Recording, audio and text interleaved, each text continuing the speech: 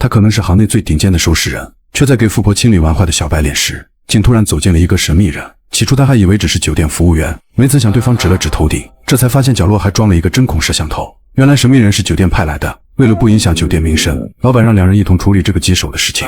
可碍于收拾人都是单独行动，两人都不愿接下这种烂活，但富婆立马开出平常3倍的价格，一同帮他清理掉这个麻烦。于是两人都碍于钞票的面子，不得不答应富婆的请求。为了保障客户有不在场的证据，两人默契地拿出相同的一套服装，让富婆赶紧换上衣服离开。可为了达到雨露均沾的效果，他不得不各取一半，然后组合成一套新的衣服换上。等富婆淡定地离开房间，老白便开始了自己的工作。可就在他准备挪动小伙尸体时，饮料的开瓶声却打断了他。原来是老皮正悠闲地喝着可乐，老白赶忙上前吐槽起来。可老皮依旧若无其事地喝着饮料，为此还表示自己只是监督责任。无奈的老白只好继续干着自己的粗活。他熟练地拉动地上的毯子，尸体便精准躺进一旁防水布，紧接着用布将其包裹，然后来到卫生间收拾残局。然而老皮再次跑来视察，还将喝完的易拉罐顺手丢进垃圾袋，这让老白瞬间气不打一处来。本以为老皮会有所收敛，没曾想他又坐在沙发上，看着忙碌的老白一顿收拾。突然他察觉到柜子后面的手办，于是立刻走过去查看，还好只是个普通的背包。然而他打开后发现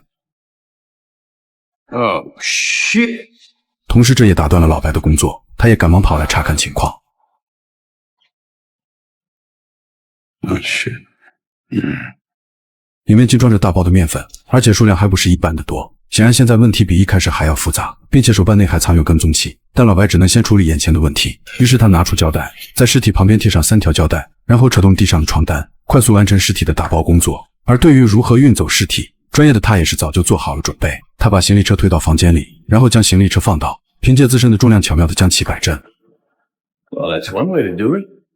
你以为这样就完了？老白又在尸体上套上吸附带，然后两人大摇大摆地走出房间，并将车推进酒店专用货梯。到达车库后并未急着装车，而是割断保安室的监控线路，再将尸体成功地送进后备箱，这样尸体的问题就彻底解决。但还有个棘手的事情，就是如何处理那一大包的面粉。然而在两人发生争执的同时，后备箱的门竟然被打开，原来是里面的尸体再次复活。这时远处的保安刚好经过，两人非常默契地跑向汽车，然后行云流水般处理掉危机。 You okay? All good. Yep. 上车后老皮怒了，责怪老白打包前没有检查脉搏，可老白清晰地记得有做，毕竟这都是收拾人的基本操作。最后两人得出结论，肯定是面粉导致了小伙暂时性休克，所以才被误诊为死亡。这让老白极度后悔接这种活，但两人都上了贼船，不得不赶紧处理掉身后的小伙。于是两人开车来到唐人街，找到黑市里的医生。经过医生的一番诊断，发现小伙服用的是纯度极高的面粉，才导致出现心脏接近骤停。为了不打扰医生处理，两人被强制赶出了厨房。就这样，两人开始喝起了小酒。然而还没喝上几口，小伙便从里面疯狂地跑了出来。两人都还没做出反应，医生也跟了出来。Stop him！ 跑出来的小伙拼了命地逃跑，两人也紧随其后，看着小伙简直不要命似的疯狂跑。两个人也是愣在原地，随后他们也果断坐进汽车，还不等老皮指路，老白这个老六就直接倒车加速。就在快要追上时，小伙却跑进了一条巷子，为此老白只好抄近路进行追赶。没想到小伙也不是完全疯癫，直接用大石头砸碎玻璃门，逃进了已经关门的商场。两人赶到后立马分头行动，老皮进入商场继续追赶，而老白则开车去出口处围堵。就在小伙刚跑出商场时，和赶来的老白撞了个正着。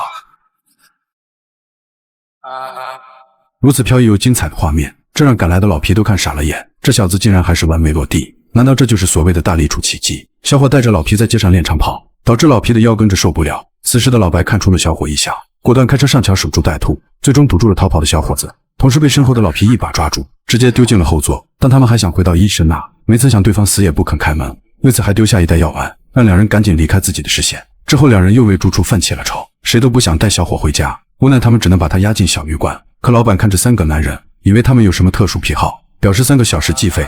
最终老皮无奈地开好房间，并对小伙开始了盘问。眼看小伙不肯承认自己的问题，老皮直接掏出4包面粉，混合他说出东西所有情况。小伙吓得赶紧老实交代，原来他只是个大学生，面粉是同学让他帮忙送货，只要将其送到目的地，小伙就可以获得一大笔报酬。由于他是第一次干这种事，感觉自己像是个做大事的人物，于是到酒吧里去消遣一下，不仅巧遇了富婆，还不小心误食了包里的违禁品，才导致了开头发生的事情。可当被两人询问送货地址在哪，他却表示自己也不知道，朋友只说晚上地址会发送到传呼机，而那个连老人都不用的传呼机竟还在朋友工作的冰点酒吧。为了赶紧处理这桩破事，3人连夜开车赶往。然而刚到达目的地，两人瞬间就开始变得紧张，因为当地黑老大正在酒吧里消费，而他们两人之所以紧张，也是因为两人曾经都为黑老大干过活。而所有的收尸人都是一匹独狼，他们不会与任何人有联系，这样才能保证客户的信息安全。如今他们2个收尸人见了面，并且还被黑老大知道的话，一定会对2人痛下狠手。最终经过商议，决定2人分别进入酒吧，并由老白监督小伙拿回传呼机，而老皮监视黑老大的动向。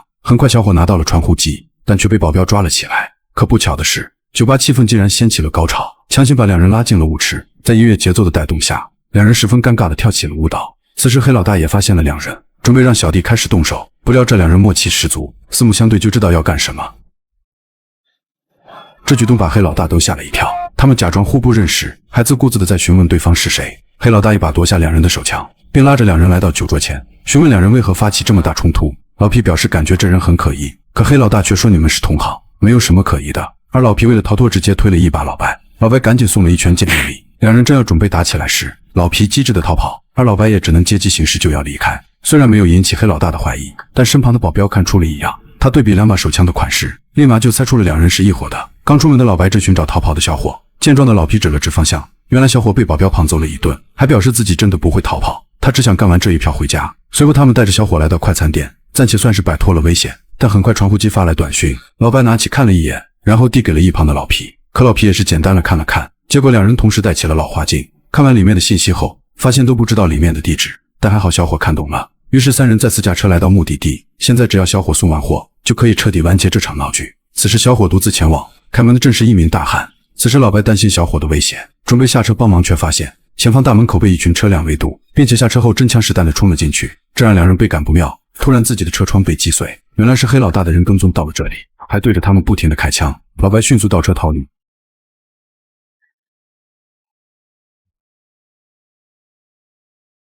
结果被3人打得车辆无法动弹，无奈老白只好按开后的下，在倒数3秒后，2人默契地躲到了汽车后面。此时老白赶紧拿掉备胎，底下正藏着大量的枪支，但2人拿好武器后并没有急着反击，而是静下心来聆听。等对方火力不足需要换弹的时候，直接发起最后的致命一击。2人的危机很快就解除，但当他们再次回到仓库大门，才发现里面的大汉弯弯扭扭的嘴哭。随后2人小心翼翼地走进仓库，没曾想里面一片狼藉。难道小伙也跟着去了西天？突然后面的后备箱打开，原来小伙一开始就躲进了这里，才成功的逃过一劫，但手里的面粉还没有送完，老白让他赶紧把事做完。此时的小伙只能把面粉摆在地上，假装是黑帮为此打了起来。然而老白跟了上去，他拿枪对准正忙着的小伙，毕竟小伙本就该是一具冰冷的尸体，如果现在下手，就此也不会与面粉有瓜葛，同时他也能顺利的完成富婆的任务。可是看着小伙那天真的样子，他却怎么也下不了手。然而在他准备放下杀念，一旁的老皮却坚定的开了枪。老白还诧异的看着他， It's more realistic. 原来他的那一枪打在面粉上。惊慌的小伙十分惊慌，同时老白也很佩服老皮的举动。最后3人乘坐地铁回家，突然老皮打起了哈欠，随之老白也紧随其后，但老皮发现了他胸口的血迹。等老白仔细查看时，那惊慌的眼神告诉了老皮，此时的他根本不敢相信。就在老白伸出手指的那一刻，气氛瞬间就变得和谐，就此2人再也不是一匹孤狼，而是彻彻底底的双狼。